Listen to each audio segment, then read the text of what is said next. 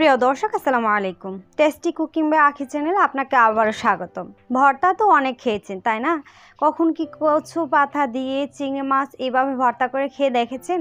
না খেয়ে থাকলে এই ভিডিওটা আপনার জন্য। আর এই কচু পাতা দিয়ে চিংড়ি মাছের ভর্তাটা খেতে কিন্তু দুর্দান্ত স্বাদের হয়। গরম গরম ভাতের সাথে খেতে কিন্তু অসাধারণ হয়। আমার মনে হয় না যে এই মজার রেসিপিটা কেউ একবার বানালে বারবার খেতে চাইবে না। চলুন তাহলে। ভর্তা বানানোর জন্য প্রথমে আমাদের লাগবে হচ্ছে কচু পাতা। আর আমি এখানে সুরমা কচুর পাতাগুলো নিয়েছি। আর এই পাতাগুলোর ভর্তা কিন্তু খেতে ভীষণ মজার হয়। জানি না কোন দেশে কি বলে, কিন্তু আমাদের দেশে এগুলোকে সুরমা কচু বলে। আর এই পাতাগুলো হয় মিষ্টি মিষ্টি, খেতে খুবই ভালো লাগে।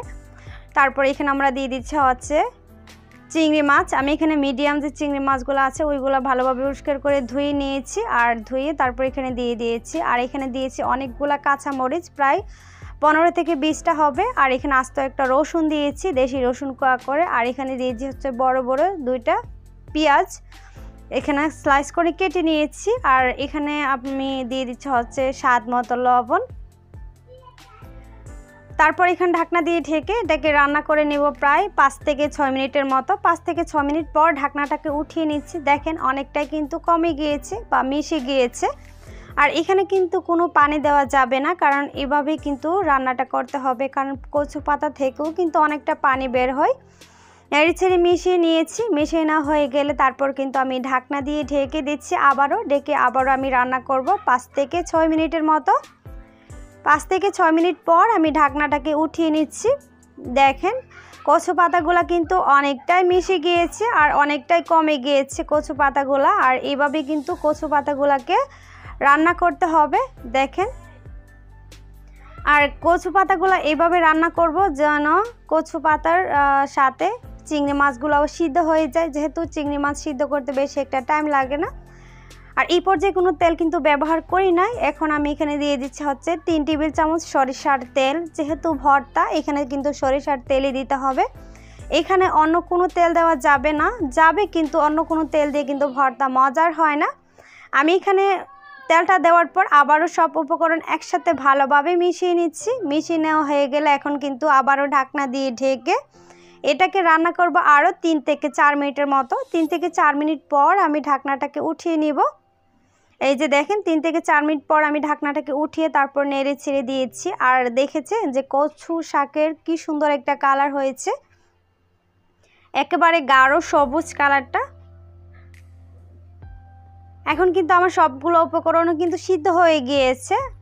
চিংড়ি মাছ আর শাক কিন্তু সিদ্ধ হয়ে গিয়েছে। তারপর এখানে আমি দিয়ে দিচ্ছি হচ্ছে অনেকগুলো ধনিয়া পাতা কুচি। আর ধনিয়া পাতা দেওয়াতে কিন্তু এর স্বাদ কয়েক গুণ বেড়ে যায়। আর আপনারা তো জানেনই আমি প্রত্যেকটা রেসিপিতে কিন্তু ধনিয়া পাতা দিই, কারণ আমার খুব বেশি পছন্দের। দেওয়ার পর আমি আরও 2 মিনিটের মতো রান্না করব। এই যে 2 মিনিট পর আবার নেড়ে ছেড়ে ভালোভাবে মিশিয়ে নিচ্ছি। আর এখন কিন্তু শাক হয়ে গিয়েছে।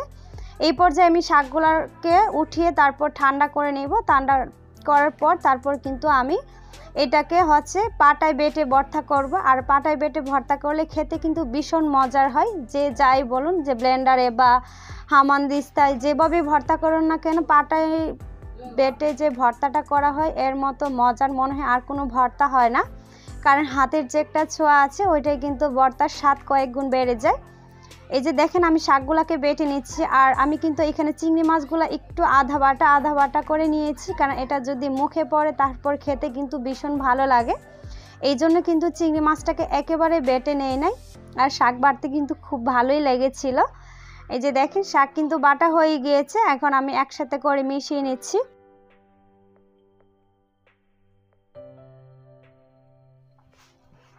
তারপর এখানে আমরা দিয়ে দিব হচ্ছে লবণ। যেহেতু আমরা আগে লবণ দিয়েছি তাই এখন কিন্তু অল্প একটু লবণ দিলেই হবে। আর লবণটা আপনারা চেক করে নেবেন। আমার এখানে কিছু লবণ লাগবে তাই এখানে আমি দিয়ে দিচ্ছি। লবণটা দেওয়ার পর আবারও আমি হাত দিয়ে ভালোভাবে মেখে নিব। আমি আবারও বলছি, হাতের ছোঁয়ায় কিন্তু ভর্তার স্বাদ কয়েক গুণ বেড়ে যায়। এই যে আমি ভালোভাবে মেখে নিয়েছি। মেখে নেওয়ার পর তারপর আমি একটা বাটিতে সার্ভ করে নিচ্ছি। আসলে এই কচু পাতার ভর্তা কিন্তু অনেক বেশি মজার হয়। আর একেবারে কালারটা কিন্তু সবুজ সবুজ থাকে, দেখতেও সুন্দর হয় আর খেতেও তো কিন্তু আরও বেশি ভালো লাগে। এই যে আমি একটা বাটিতে সার্ভ করে নিচ্ছি। আশা করছি আজকের এই রেসিপিটা আপনাদের কাছে খুবই ভালো লাগবে। আর এইটা যদি আপনার বাসায় রান্না করবেন নেক্সট টাইম আবারও বারবার রান্না করে খেতে ইচ্ছে করবে। আর এরকম নতুন নতুন ভিডিও পেতে আমার চ্যানেলটাকে অবশ্যই সাবস্ক্রাইব করে রাখবেন এবং ভিডিও ভালো লাগলে ফ্রেন্ডস অ্যান্ড ফ্যামিলির সাথে কিন্তু ভিডিওগুলো শেয়ার করতে পারেন। সবাই ভালো থাকবেন, সুস্থ থাকবেন আর আমার সাথেই থাকবেন। আল্লাহ হাফেজ।